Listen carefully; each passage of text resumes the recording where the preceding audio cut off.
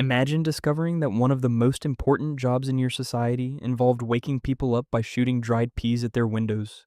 It sounds ridiculous. It sounds made up. But for thousands of years, human beings have earned their living doing jobs that would seem completely bizarre today. Some were disgusting, some were dangerous, some were surprisingly important. And a few were so strange that if you saw someone doing them now, you would probably assume they had lost their mind. The strange thing is that every one of these jobs existed for a reason, a very good reason, because throughout history, people have always solved problems using whatever tools, knowledge, and resources they had available at the time.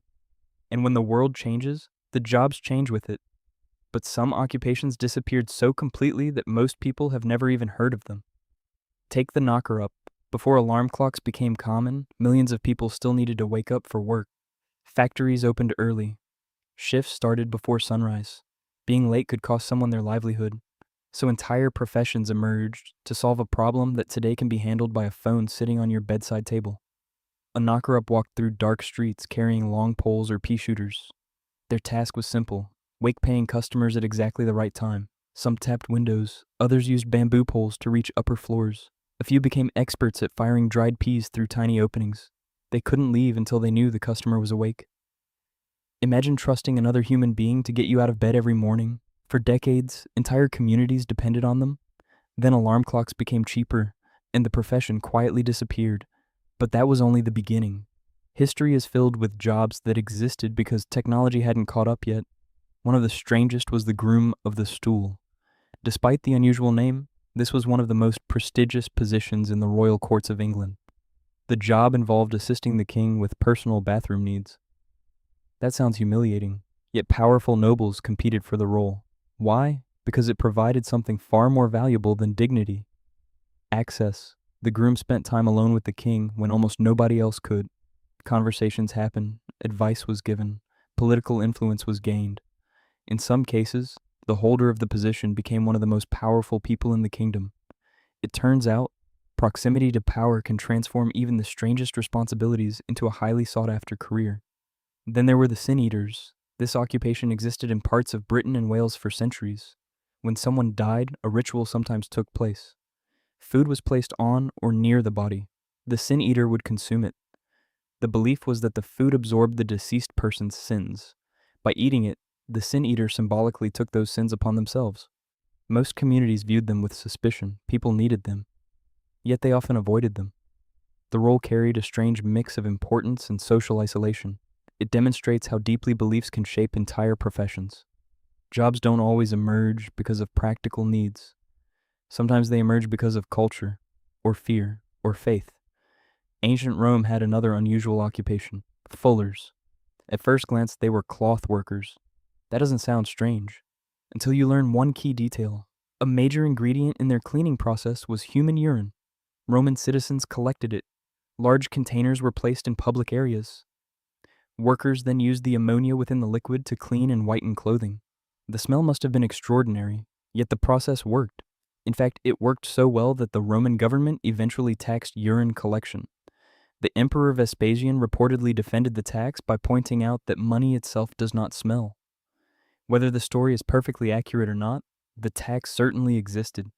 Sometimes history is stranger than fiction, and sometimes it is much smellier.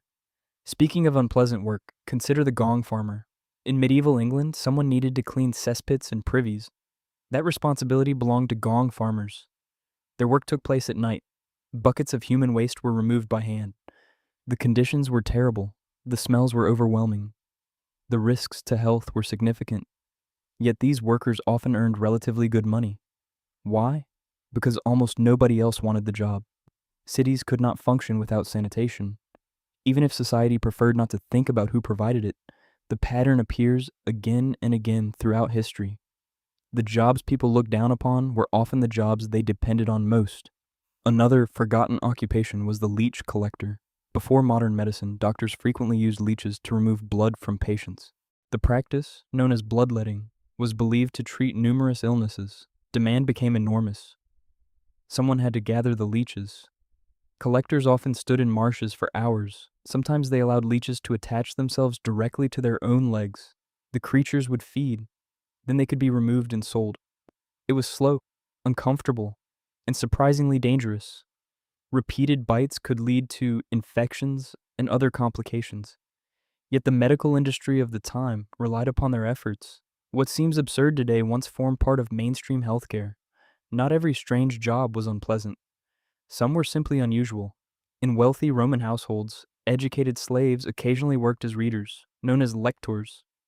They read books aloud while others ate, worked, or relaxed. Today we have podcasts, we have audiobooks, we have streaming services. Romans had human beings. Imagine hiring someone to follow you around and read literature whenever you felt bored. In a way, the job anticipated modern entertainment centuries before the technology existed. The need remained the same, only the delivery changed. The Industrial Revolution produced another fascinating occupation. The human alarm clock wasn't the only job lost to technology. Factories once employed people called readers. In cigar factories, particularly in places like Cuba, workers spent long hours performing repetitive tasks. To combat boredom, a reader stood before the workforce and read newspapers, novels, and political writings aloud. Entire groups of employees listened while they worked. Some historians believe these readings helped spread political ideas and literacy. A single reader could influence hundreds of minds. Imagine one workplace storyteller shaping public opinion every day. Technology changed many jobs. But ideas often survive long after the occupation disappears. Some historical professions sound almost impossible. Rat catchers, for example. Cities throughout Europe battled enormous rat populations. The rodents spread disease, destroyed food supplies, and multiplied rapidly. Professional rat catchers developed remarkable skills. Some bred specialized dogs, others designed traps, a few became local celebrities. One famous Victorian rat catcher named Jack Black even served as official rat catcher to the royal household. The title sounds fictional. It wasn't. History sometimes feels like a collection of unbelievable side quests. Then there were resurrectionists. The name sounds dramatic, because it was. Medical schools needed bodies for anatomical study. Legal supplies were limited. Demand exceeded availability. So body snatchers emerged.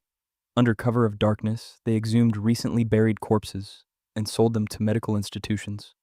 The practice horrified the public. Families guarded graves. Protective cages called mort safes appeared over burial sites. The trade eventually helped drive legal reforms regarding anatomical education. But for a period of history, stealing bodies became a genuine profession. The existence of the job reveals something important. Scientific progress often develops alongside uncomfortable ethical questions. Some occupations existed purely because of communication challenges. Town criers are a famous example. Many people could not read. Governments still needed to distribute information. So criers walked through streets announcing news, laws, and important events. Their voices became the internet of their age. Information traveled at the speed of a human shout. The profession reminds us how revolutionary modern communication really is. Today, a message can circle the planet in seconds. For most of history, that would have seemed like magic. Perhaps one of the strangest occupations of all was the royal fool. At first glance, jesters existed to entertain, but their role was more complicated. Kings often surrounded themselves with people who agreed with them. Disagreement could be dangerous. A fool occupied a unique position. Through jokes, satire, and humor, they could sometimes criticize decisions that others dared not question. The costume looked ridiculous. The responsibility was serious. Occasionally, the only person capable of speaking uncomfortable truths was the one wearing bells. Even stranger are the jobs that sound absurd today, but may return in different forms tomorrow. Consider lamplighters. For centuries, workers manually lit street lamps every evening. They carried ladders and flames through city streets. Then electricity arrived. The profession vanished, yet modern cities employ technicians who maintain complex lighting networks. The technology changed. The underlying need remained. History rarely erases problems. It usually changes how we solve them. Economist Joseph Schumpeter described this process as creative destruction. Old systems disappear. New systems emerge. Jobs vanish. Different jobs take their place. The same pattern appears throughout human history. Researchers studying labor history, including scholars like Gregory and Jan de Vries, have shown how economic shifts repeatedly transform entire categories of work. What feels permanent rarely is. Many modern occupations would sound just as strange to someone living 1,000 years ago. Social media manager, drone operator, cybersecurity analyst, professional esports player. These titles would be incomprehensible. Yet so would knocker up, sin eater, or groom of the stool to most people today.